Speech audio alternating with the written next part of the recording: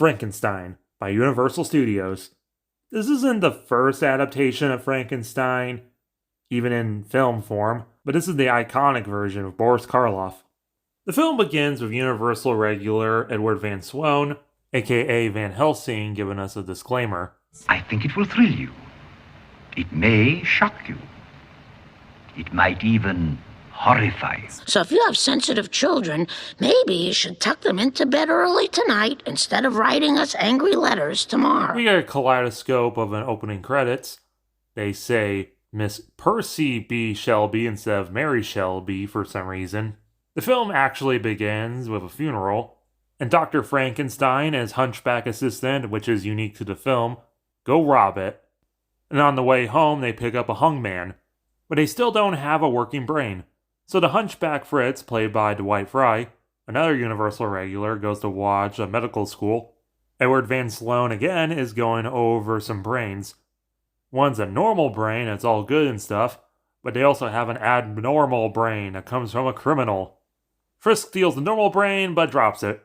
So he goes for plan B. We meet Elizabeth, Dr. Frankenstein's fiancée, and his best friend. For some reason, in this film, instead of him being named Dr. Victor Frankenstein, they renamed him Henry Frankenstein. But then they named the friend Victor. I don't know why, I guess for some anti-German sentiment at the time. They go check in on Dr. Hank Vic Frank, and he's of course working on a monster. In the original book, it's never actually stated how Frankenstein made the monster, other than it was just reanimated dead folk. So it was this film that actually introduced the idea that he took the body parts, stitched them together, and used lightning. Which leads to one of the most iconic movie scenes of all time. It's alive! It's alive! It's alive! It's alive! It's alive! But the second half of it's a little more controversial. Oh, in the name of God! Now I know what it feels like to be God! The God line was seen as being blasphemous, and it's one of the scenes that gets censored the most in the film. The next day, we take a minute to meet Hank Frank's dad, Baron. Then we finally see the monster himself. As he opens the door with his back, moonwalks in, slowly turns around, and iconic. Gotta love that Jack Pierce makeup. He's not at all what the book describes as being kind of yellowish, very tall, long hair, and having black lips. But yeah, this is one of the most iconic designs of modern history, being on every Halloween decoration ever. Originally, the monster was supposed to be played by Bela Lugosi, but for one reason or another, it's kind of not clear and complicated, and I don't think anyone really knows the exact truth of it. For some reason, Bela turned the role down, either because the director didn't like him, or he didn't like the director, or he didn't think the role was good enough, or he didn't want to wear the makeup, or whatever.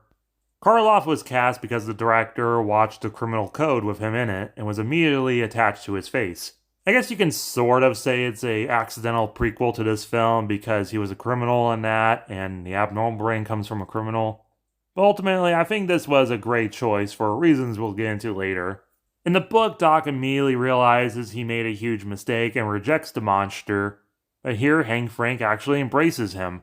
But Frisk doesn't. He hates him and starts whipping him, which causes the monster to use self-defense and hangs him with the whip. Then Hank Frank starts realizing, yeah, maybe this was a bad idea.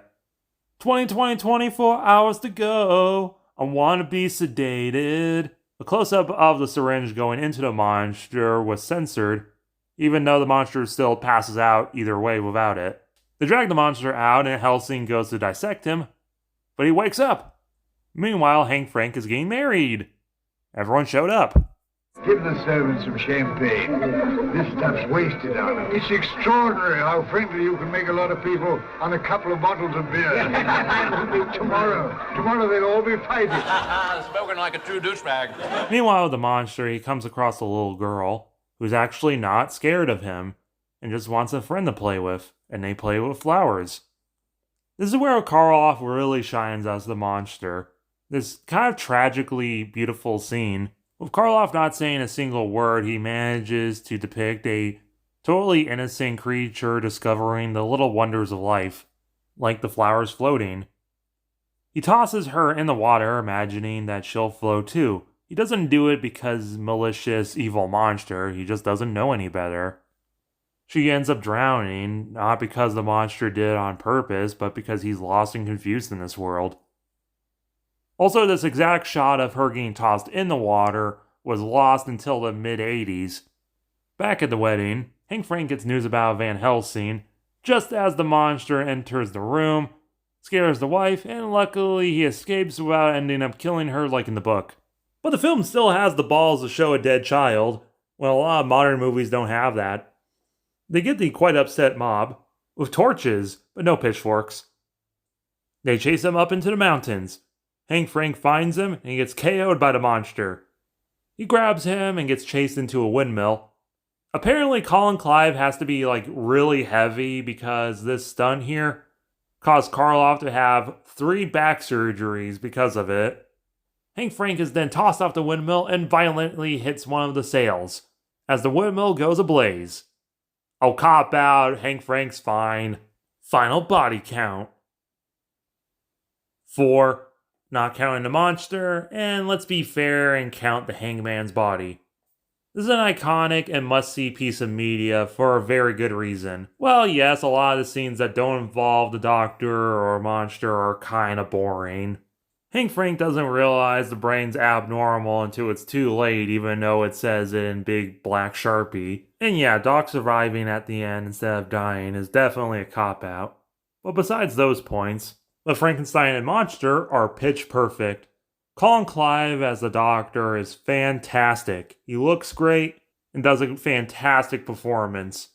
Boris Karloff is indeed under 10 million pounds of makeup, but his face still shines through and he does an excellent job, doing a very convincing job as a confused gentle giant of a creature. The sets are beautiful, especially the laboratory. Looks straight up out of a German expression piece. I love it. This is one of those horror movies that you absolutely have to watch. 10 out of 10.